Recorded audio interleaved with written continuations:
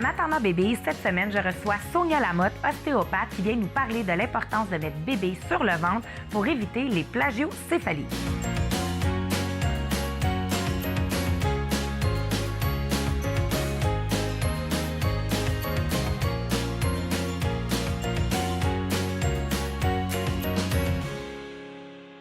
Bonjour Sonia. Salut Chantal. Je suis contente de te rencontrer dans un autre environnement parce qu'on est collègues de travail au Centre prénatal Jeune Famille.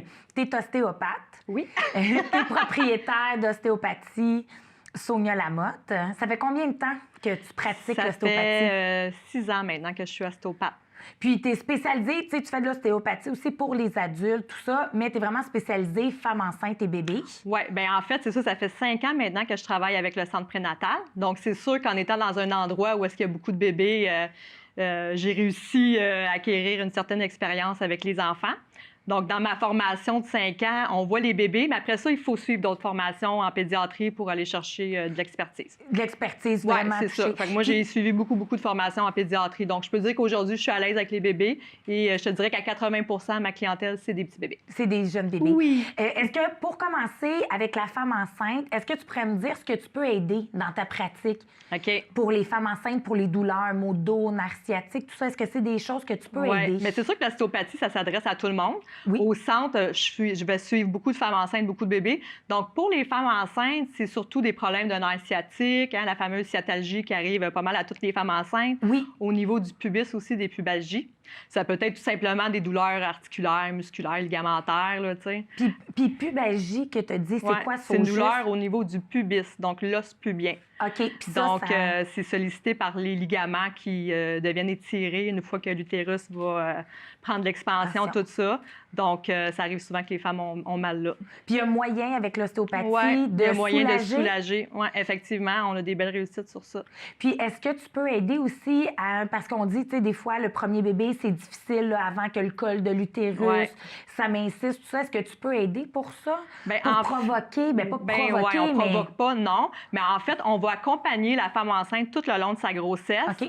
Puis souvent, bien, c'est ça, en les accompagnant, on va réussir à faire en sorte qu'ils sont mieux dans leur corps. Parce que c'est sûr que quand tu es enceinte, ton corps, il change beaucoup au niveau postural.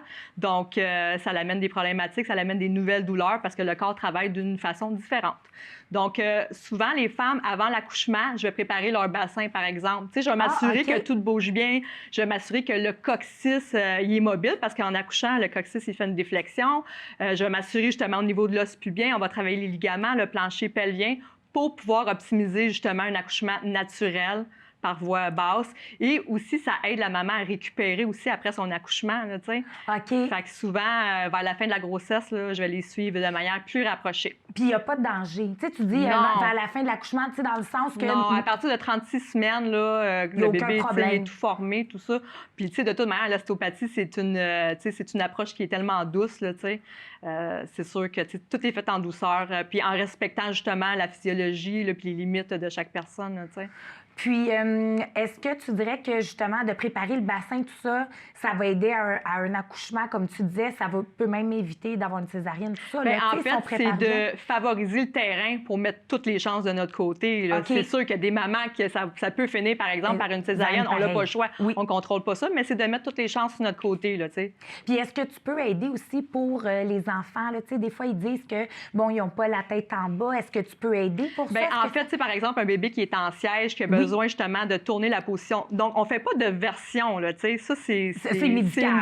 C'est une fausse croyance. Là. En fait, ce qu'on fait, c'est qu'on crée de l'espace. On va travailler les zones, on va travailler au niveau, par exemple, du diaphragme, au niveau du bassin pour créer de l'espace, pour enlever des restrictions, des tensions, pour que le bébé ait plus de place. Puis, c'est au bébé à lui-même qui va se tourner. Oui, c'est ça, tu sais. Encore là, on travaille le terrain, on donne la mobilité. C'est ça qu'on fait comme travail, là, tu sais.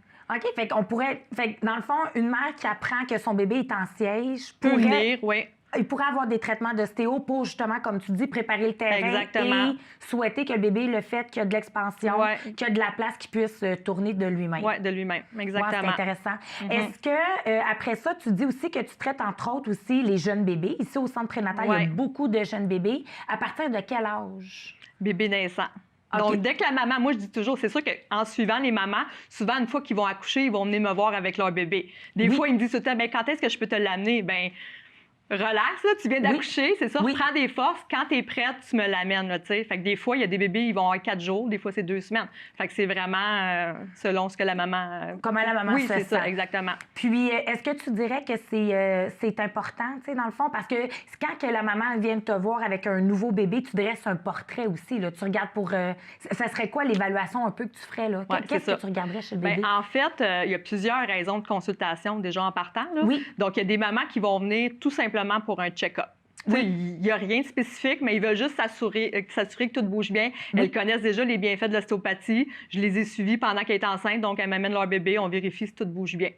Par exemple, il y a des bébés qui sont nés avec des forceps. Bien, ces bébés-là, moi, comme bébés qui sont nés avec des forceps, des ventouses, automatiquement, c'est un traitement d'ostéopathie. Il faut amener notre bébé parce que les forceps, par exemple, ça va venir comprimer au niveau latéral du crâne.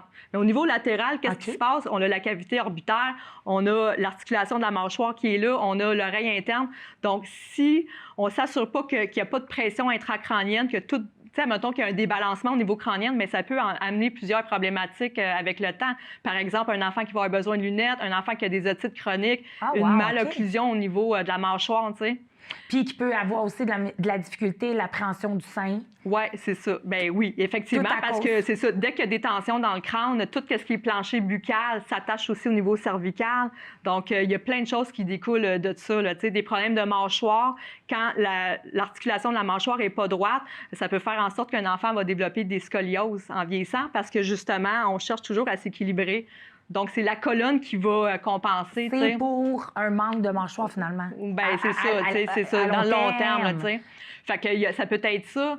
Ça peut être, tu sais, des bébés qui vont... Bien, des mamans qui vont m'amener leur bébé pour des torticolis, des plagiocéphalies. Je vais y revenir. Mais là, pour les plagios. Oui, c'est ça. Ça peut être un petit canal lacrymal qui va couler. Fait que dans le fond, il y a plein de raisons, enfants, là. entre autres, ce que tu disais aussi, tu sais, si, mettons, on revient dans...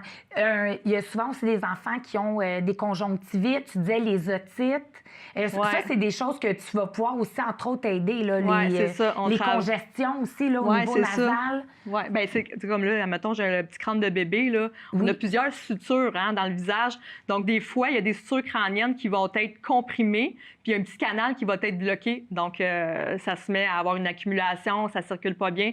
Donc, avec certaines techniques en ostéopathie, on va venir justement décomprimer, faire en sorte que ça draine, là, tu sais. Que tout ce même affaire que l'oreille interne, tu sais, on peut...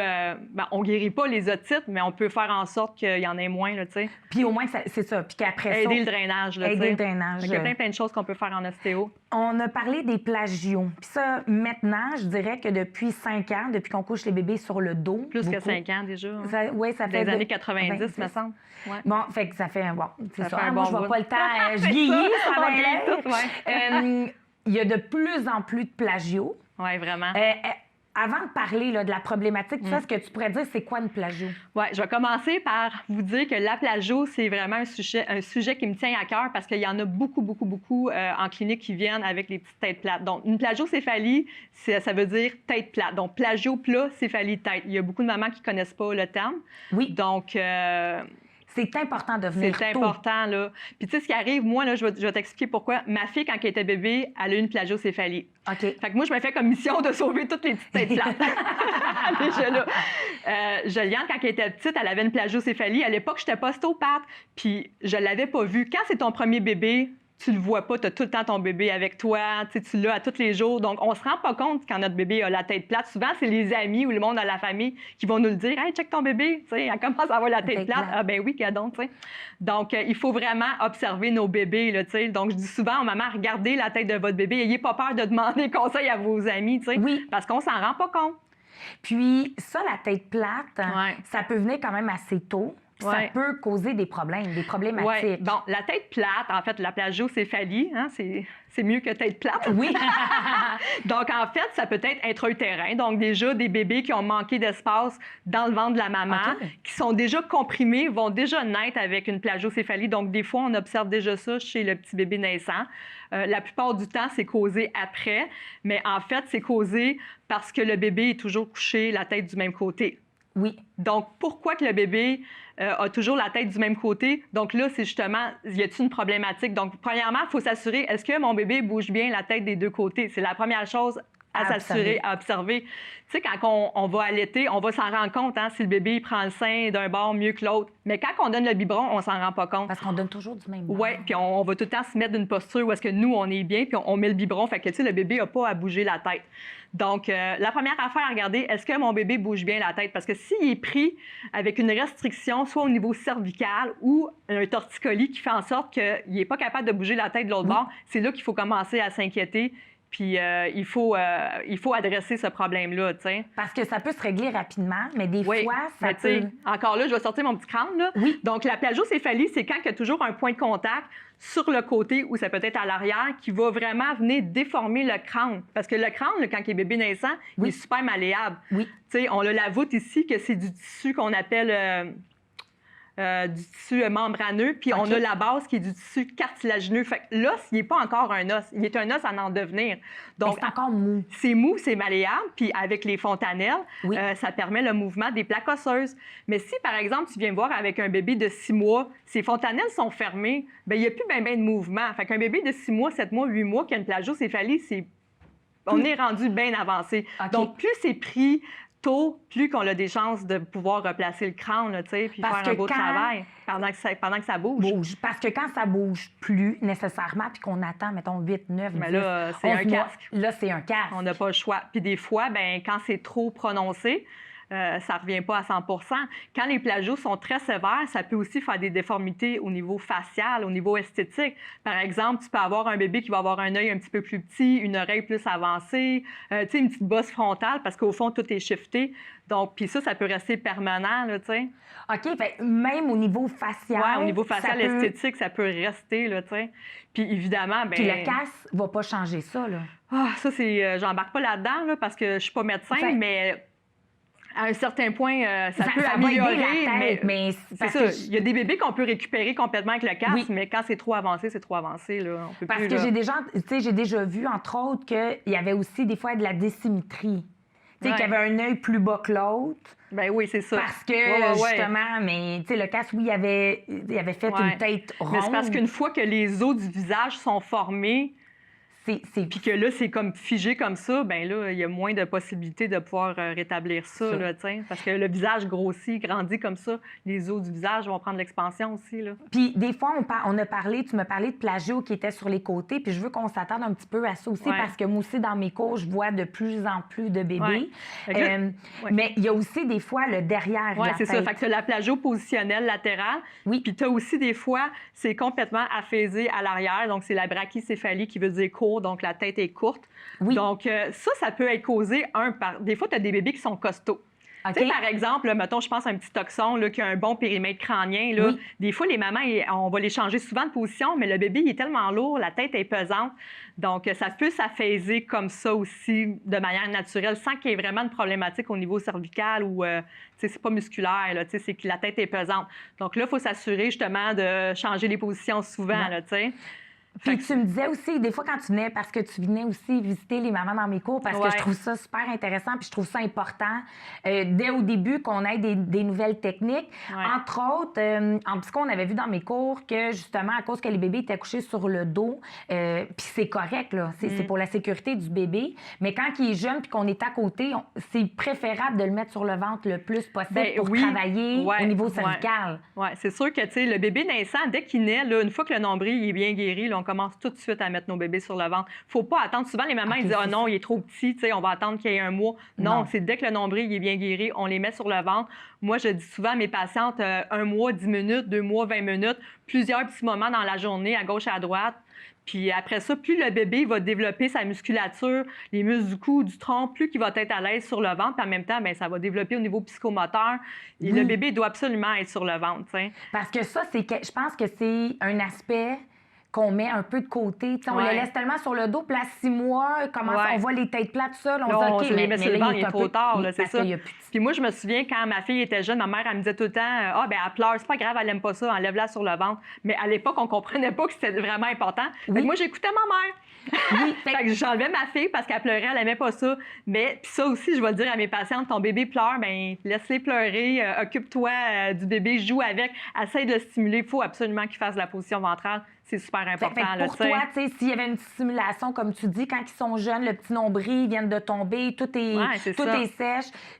On peut les aider avec un petit rouleau. On peut aussi les prendre sur nous, sur nos cuisses. C'est pas toujours être obligé d'être à plat à terre. Là, quand ils sont bébés naissants, on peut les mettre sur des coussins d'allaitement sur le ventre aussi. C'est juste alterner les positions. Quand ils sont un petit peu plus vieux, on peut mettre un miroir. Les bébés ils aiment ça se regarder. Oui. On laisse avec des jouets. On se couche avec eux, on joue. Dans le fond, ce que tu dis, c'est pas toujours avoir le bébé qui a la tête à côté sur nous, en fait. Non, parce que sinon, c'est dans le banc d'auto, c'est dans le balançoire. Fait que, dans le fond, même de le mettre sur nous, sur le ventre. Oui, c'est ça. Prendre en position de l'avion. Oui, c'est ça. On joue avec nos bébés, puis on change les positions. Puis de toute manière, le bébé, en étant sur le ventre, là, il va développer sa latéralité. Oui. On peut mettre un jouet en angle, on change les angles selon l'âge.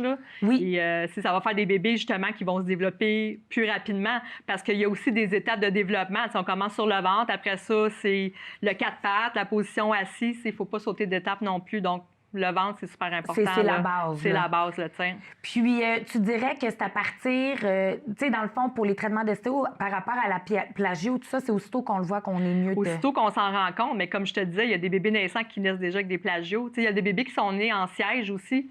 Ils sont toujours comprimés au niveau de la cage thoracique de la maman. Là, fait que ces bébés-là aussi, on les traite tout de suite en naissant. Là. Puis, tu fais aussi des traitements duo que j'appelle, que tu as la maman, bébé. Ouais. Oui, est-ce que tu peux m'en parler un peu de... Ben oui, c'est qu'en fait, je vais traiter la maman qui vient d'accoucher. Donc, on va juste s'assurer que son bassin est bien en place. Souvent, ça leur fait du bien là, après un accouchement. Puis après ça, on traite le petit bébé. Donc, c'est tout simplement qu'on les traite ensemble. Là, puis, j'entends souvent parler qu'après un traitement d'ostéo, les bébés, ils font des beaux dodos. Ils font des beaux dodos. Veut pas, le traitement, ça stimule le système nerveux. Fait qu'ils sont fatigués. Fait que je dis tout le temps, maman, profitez ça pour aller vous coucher. Allez faire des beaux dodos. Des fois, des beaux dodos, vous autres avec. Est-ce que tu pourrais aussi, pour les coliques, entre autres, tu disais que tu as des techniques aussi pour aider quand le bébé a des inconforts? Oui, surtout les reflux. Oui. Oui. Ça, c'est une affaire que je traite souvent en ostéopathie, les reflux. Des fois, il faut faire attention. J'ai des mamans qui viennent parce que leur bébé régurgite.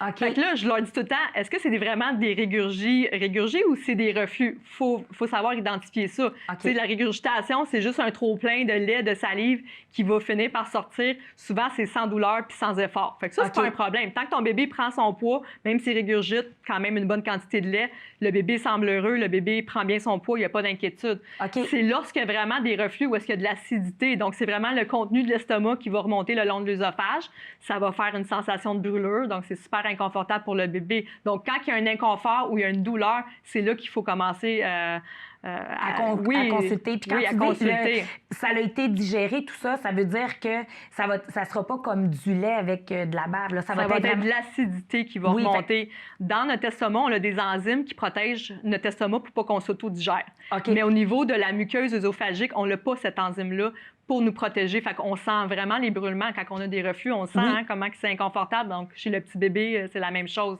Puis ça serait quoi tes conseils, entre autres? Oui, les traitements en ostéo, mais tu avais aussi des positions Oui, puis même la première affaire, là, si tu penses que ton bébé a des reflus, il faut savoir connaître les signes. Premièrement, il faut que tu ailles voir ton médecin.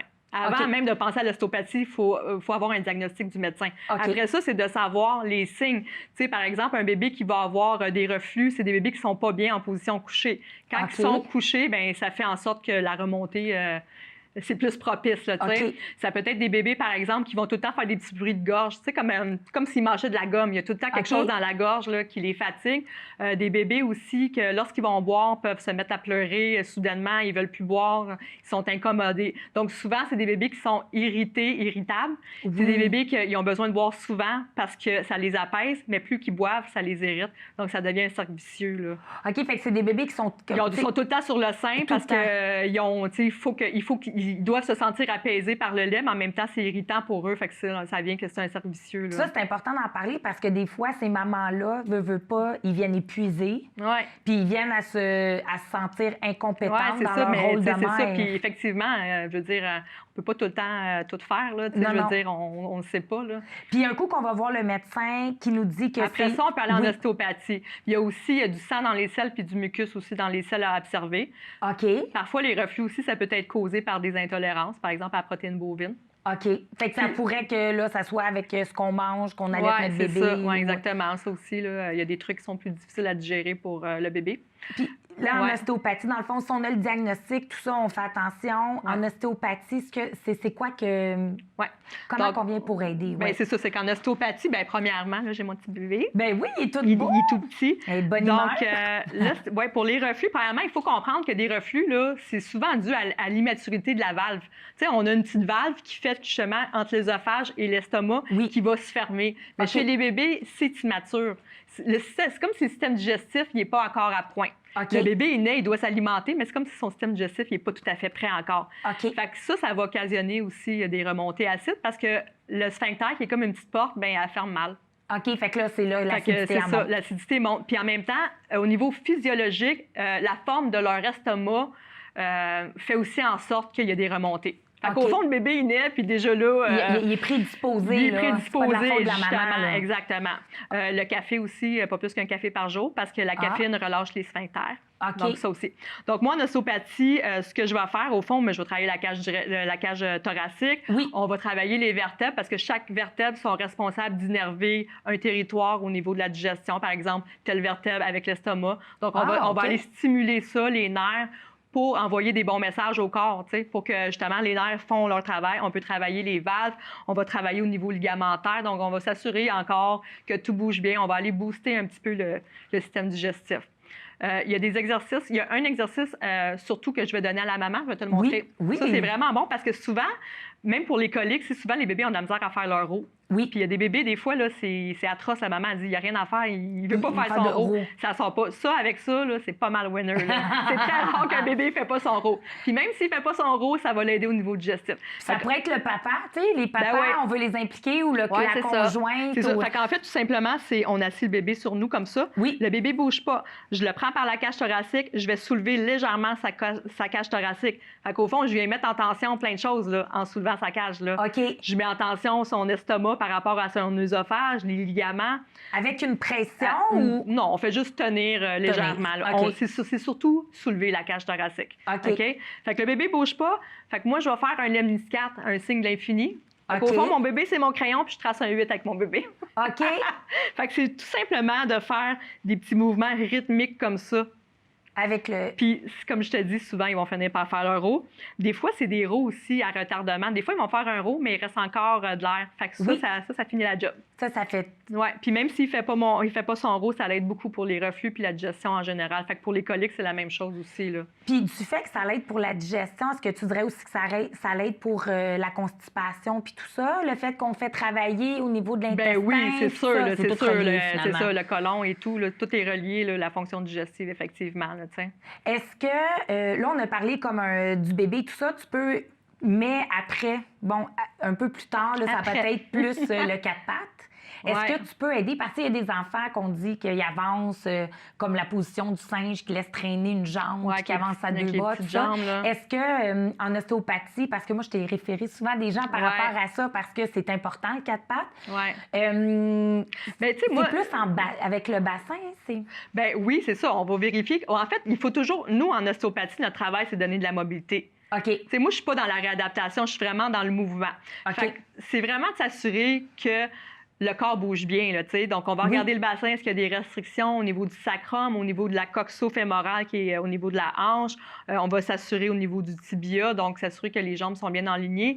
Après ça, nous, on envoie les bons messages. Après ça, le corps va se rétablir par lui-même, va s'autoréguler. Là, parfois, c'est plus au niveau, comme tu dis justement, au niveau du développement moteur. Des fois, ça va être plus, je te dirais, du champ de la physiothérapie.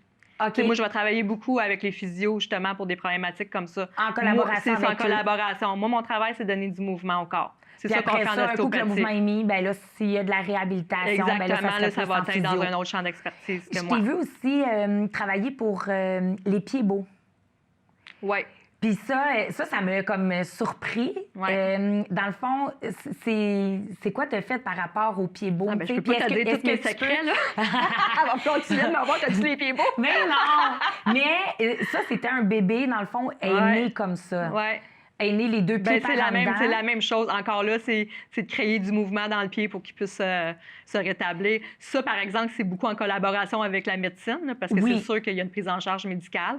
Mais nous, on peut aussi s'impliquer de manière en collaboration, tu sais, avec la médecine traditionnelle, tu sais. Puis ce que j'aime, c'est que dans ce traitement-là, en fait, tu avais entre autres aidé la maman à faire, tu sais, tu travailles beaucoup en collaboration aussi avec la mère qui va... C'est sûr qu'un bébé qui vient me voir, la maman, elle a des devoirs à faire, là, tu sais. Parce que moi, je dis tout le temps, c'est un travail d'équipe. Moi, j'envoie les bons messages, mais toi aussi, tu as un travail à faire à la maison, surtout sur les plagiocéphalies. Il y a beaucoup de travail à faire. Il y a beaucoup d'implication des parents aussi pour s'assurer que le bébé ne soit pas tout le temps sur le dos, là, tu sais. Ça, c'est un travail d'équipe. Moi, je leur dis, si c'est juste moi, mais toi, tu fais pas ta job à la maison, ça sert à rien. On travaille ensemble, tu sais. Puis est-ce que tu peux aider aussi au niveau du plancher pelvien pour les fuites urinaires puis tout ça? Bon, ça, c'est plus du champ aussi de la physiothérapie, là. Moi, je peux aider, mais par voie externe. Oui. Mais c'est ça. Parfois, il faut pousser un petit peu plus par voie interne. Mais si, mettons, c'est juste pour... Oui, on peut travailler par... Oui, il y a des choses qu'on peut faire en ostéopathie pour aider. Travailler au niveau gynécologique, là. En terminant, qu'est-ce que tu souhaites aux mamans? Qu'est-ce que tu leur suggères pour être sûr que ça se passe bien? Est-ce que... Ben, tu sais, les mamans, souvent, là, quand on est maman, on s'oublie, hein? Oui. On pense pas tout le temps à nous autres. Puis moi, je dis tout le temps, une maman qui est bien dans son corps, c'est une maman qui fait une bonne job. Fait qu'il faut pas s'oublier en tant que maman parce que, tu sais, on est la plus importante là-dedans, là, tu sais. Maman, c'est le pilier de la famille, là, tu sais. Fait que occupez-vous de vous. Prenez soin de vous. Aimez-vous, donnez-vous de l'amour, là, aimez-vous. Ouais, aimez-vous. Puis après ça, on va mieux aimer nos petits. Oui, ça, c'est vrai. Merci beaucoup, Sonia. Ça m'a fait plaisir. Bye!